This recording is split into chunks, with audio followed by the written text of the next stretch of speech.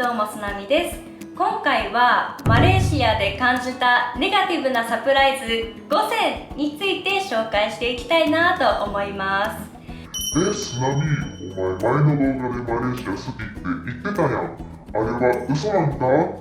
そう思った方、誤解しないでくださいね。私はマレーシアが大好きなんです。なのでマレーシアに来た日本人にはマレーシアの生活をエンジョイしてほしいなと思っているんですよね。なんですけども、当然異国の地では日本と異なることも多く、ネガティブなサプライズっていうものはつきものなんです。なので起こりうるサプライズは想定しておくことが大事で、あらかじめ知っておくことでショックやストレスが軽減されるんじゃないかなと思ってこちらの動画を作成しました。さらにこの動画ではネガティブなサプライズを共有するだけではなく、ネガティブなサプライズに対してどのような対策を行ったか、こちらについてもしっかりお話をしていきますので、何かしら役に立つ情報になるんじゃないかなと思います。ぜひ最後までチェックしてもらえると嬉しいです。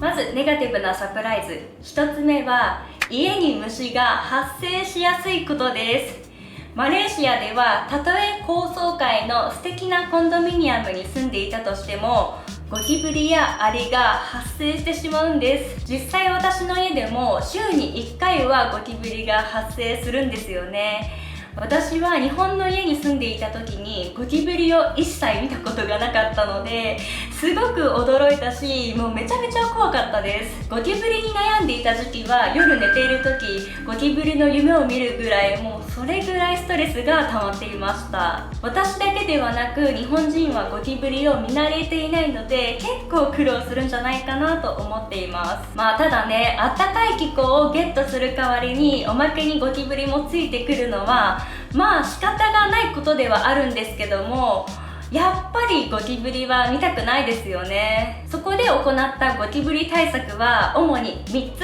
あります。1つ目は、入居前に空き家期間を確認することです。マレーシアでは空き家期間が長ければ長いほどゴキブリが発生する傾向があるそうです。おそらく空き家期間の間、その家はずっと放置されているので、その間にゴキブリが住み着くようなんですけども、これは実際私たちも盲点で、私たちの家は空き家期間が2年以上だったんですね。なのでしっかり確認するべきだったなぁと反省しています。2つ目の対策はペストコントロール。害虫駆除の業者に月に1回家に来てもらうことです。日本にいる時このようなサービスを利用したことがなかったので、どんなものか初めは想像できなかったんですけども、これは排水口や隙間などゴキブリが発生しそうな場所に隅々強力なスプレーを撒くといったサービスです。対策の3つ目が、穴をすべてテープで閉じることです。ゴキブリが出入りするのは主に排水口のようなので、これらの穴をすべてテープで塞ぎました。我が家ではバスルームが3つあるんですけども、そのうちの2つは使わないので、すべて排水口をテープで閉じています。これらの対策のおかげで入居して3ヶ月後、ゴキブリが一切現れなくなって、今ではすごく快適な生活を送っています。ちなみに我が家では幸いなことにアリはまだ発生していないんですけども、アリ滅という商品を使うことでアリを撃退できるようなので、こちらをねストックとして持っています。このアリ滅は KLCC の伊勢丹で購入しました。2つ目のサプライズは、スケジュール通りに予定が進まないことです。例えばショップのレジやレストランの対応は日本に比べるとはるかに遅いです。あとは遅刻ですね。基本的に約束の時間通りに人は来ません。マレーシアのオンザウェイはオンザウェイじゃないです。逆に来るの早すぎ問題もあります。予定の1時間前に早く着いちゃったから今家に行っていいですかってめっちゃびっくりですよね。正直なところ、私自身も時間を守るのはあまり得意ではないので、そんなにねイライラすることはないんですけども、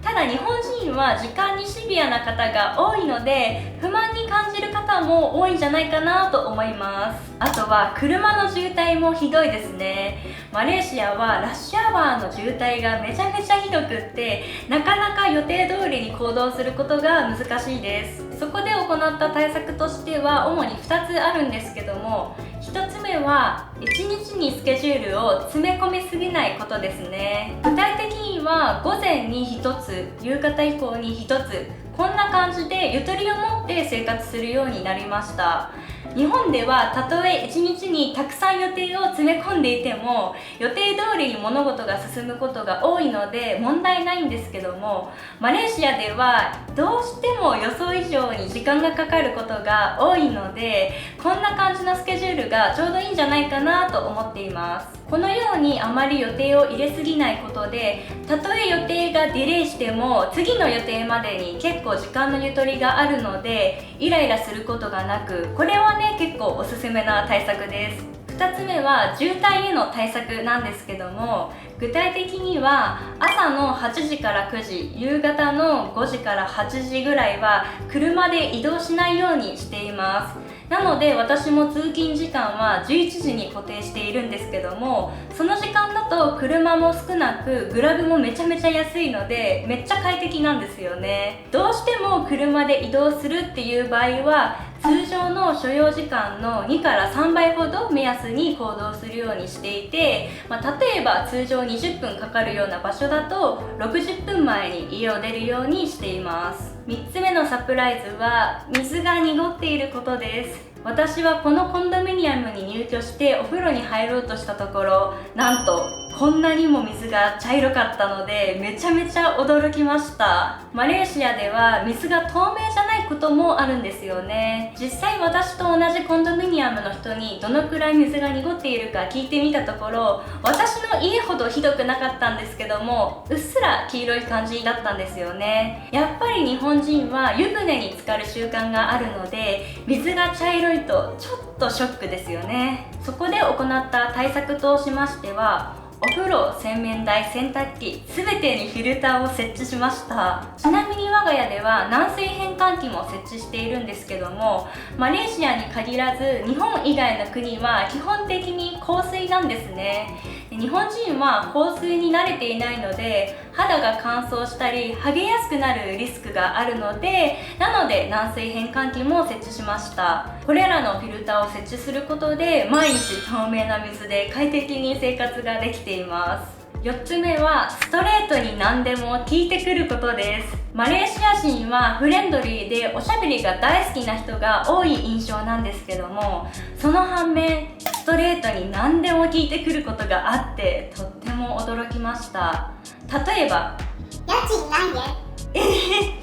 日本人は人に家賃なんて普通聞かないですよね。聞くとしても住んでいるエリアだけを聞いて家賃を勝手に推測するみたいな。どこ住んでるの？日本橋ね。じゃあ家賃15万ぐらいか。みたいな感じだよね。あとは、目が綺麗だけど整形したの？日本ではこんなの全く聞かれたことなかったけど、マレーシアに来てからめっちゃ聞かれるようになったんですよね。ちなみに私は整形していないので聞かれても全然不快には思わないんですけども、実際に整形している人だとちょっとデリケートな内容なのであんまり聞かれたくないんじゃないかなと思っています。ここで大事だなと思った対策としては、言いたくないという勇気を持つことです。日本人はノーというのが苦手な人が多いですよね。私も自分の正直な気持ちを表現するのが結構苦手で今訓練している最中なんですけども、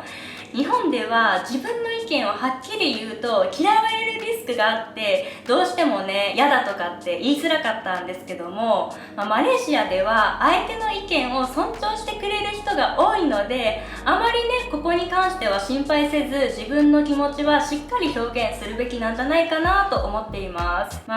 これに対しての適切な回はただいま模索中なので、何か他にいいアイデアがあったらぜひ共有してほしいなと思います。ます5つ目のサプライズは道路が荒くて靴が壊れやすいことです。日本の道路と比較するとマレーシアの道路はめちゃめちゃデコボコしていて靴が壊れやすいんですよね。もしねジミーチューのヒールなんて履いたらマレーシアではすぐヒールが折れると思います。おそらくフラットサンダルを履けば問題ないと思うんですけども、やっぱり女の子なのでおしゃれをしたい、ハイヒールを履きたいんです。そこで行った対策としてはオーダーメイドで靴を作ってもらうことです。見てください、こちらがマレーシアで作った靴なんですけども、めちゃめちゃ可愛いですよね。職人さんもマレーシアの道路に適切な靴を作ってくれるので、例えばこちらのヒールなんかもちょっと太めに設計していて壊れにくいですし、あとこの足の甲の部分も自分の足の甲のサイズぴったしに作ってくれるので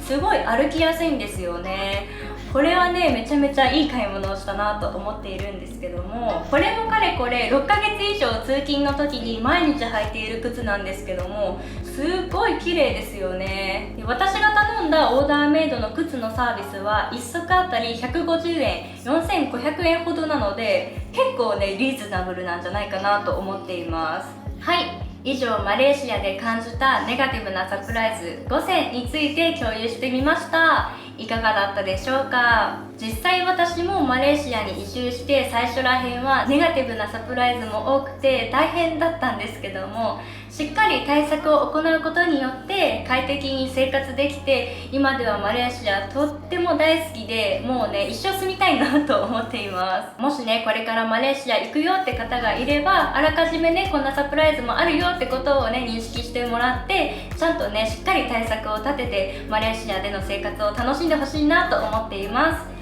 最後までご覧くださりどうもありがとうございます。このチャンネルが面白かったらグッドボタン、チャンネル登録よろしくお願いいたします。ではでは、つなみでした。